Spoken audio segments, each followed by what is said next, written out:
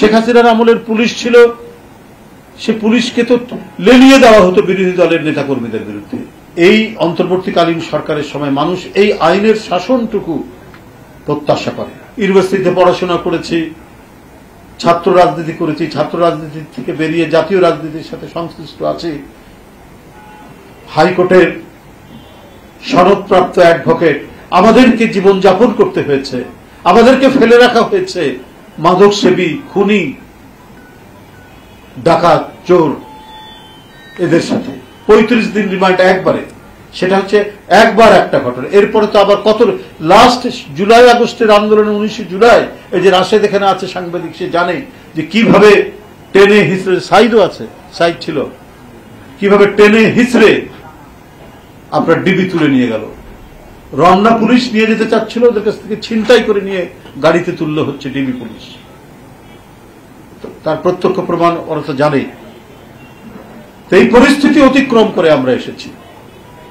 তো সুতরাং অন্তর্বর্তীকালীন সরকার যে বিষয়গুলো উদ্যোগ নিয়েছেন, বিডিআর পিলখানায় এখন নতুন করে যে তদন্ত করে আমরা যে তথ্যগুলো পাচ্ছি, এগুলোর প্রত্যেকটির বিচার হওয়া উচিত।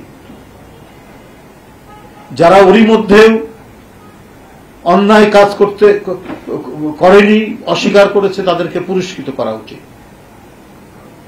অন্তর্বর্তীকালীন সরকারকে এটা অনুরোধ করব। এবং আরেকটি অনুরোধ হচ্ছে যে 5ই আগস্টের পর থেকে এই পর্যন্ত নানাভাবে নানা কারণে প্রায় 177 জন মানুষের হত্যাকাণ্ড ঘটেছে।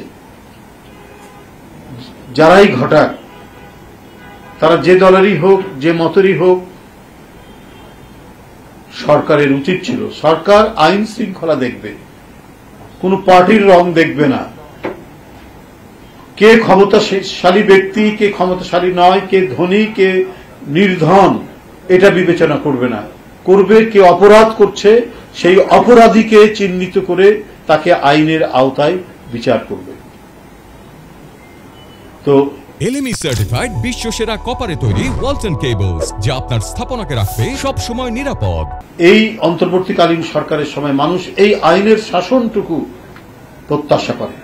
আপনারা তো দৃষ্টান্ত রেখে যাবেন, নির্বাচিত সরকার আপনাদের ভালো দৃষ্টান্তগুলো নিশ্চয়ই তারা অনুসরণ করে তারা আরো ভালো কিছু করার চেষ্টা করবে। কেন এই সময় এত খুন জখম হবে, কেন এত ডাকাতি, চুরি, হত্যাকাণ্ড ঘটবে, এটা অন্তর্বর্তীকালীন সরকারকে আরো বেশি তৎপর হওয়া দরকার।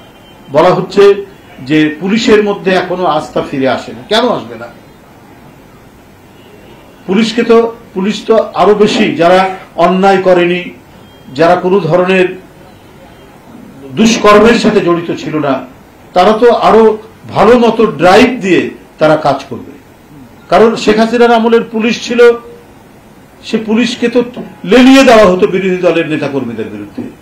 হাইকোর্ট থেকে জামিন পাচ্ছে, জেল গেট থেকে বেরিয়ে আবার গ্রেপ্তার দেখিয়ে আবার কারাগারে পাঠাচ্ছে। এবং এই জন্য আমাদের নেতাকর্মীর কাছ থেকে যে কত টাকা পয়সা নিয়েছে, তাহলে কি সেই পুলিশই কি হওয়া উচিত হবে? সেটা তো হওয়া উচিত হবে না। পুলিশ আইনসঙ্গতভাবে কাজ করবে, আইনের বাইরে কোনো কাজ করবে না। এবং দমনের জন্য, কি বলে, দুষ্কৃতিকারী দমনের জন্য যে সমস্ত ক্ষমতা তাদের দেওয়া আছে আইনসঙ্গতভাবে, ফৌজদারি আইনে, ঠিক সেইভাবে তারা কাজ করবেন দ্রুত গতিতে, ক্ষিপ্রতার সাথে। তাহলে তো সমাজে শান্তি স্থিতি ফিরে আসবে, দুর্বৃত্তরা এলাকা ছেড়ে চলে যাবে, না হলে আইনের আওতায় তারা কারাগারে থাকবে। এটাই তো নিয়ম হওয়া উচিত। যাই হোক, আমি আর বক্তব্য দীর্ঘায়িত করব না। আপনারা অনেকক্ষণ অপেক্ষা করেছেন। আমি আশা করব যে আমরা বিএনপি পরিবারের যারা কাজ করছেন দিনরাত নিরন্তর, তারা তাদের এই সমাজসেবামূলক কাজ, কারণ আপনারা জানেন যে তাদেরকে করে যেতেই হবে। এই যে এতজন মানুষ, 1415 জন, শিশু থেকে শুরু করে তরুণ, কিশোর, প্রৌঢ়, কেউ বাদ যায়নি।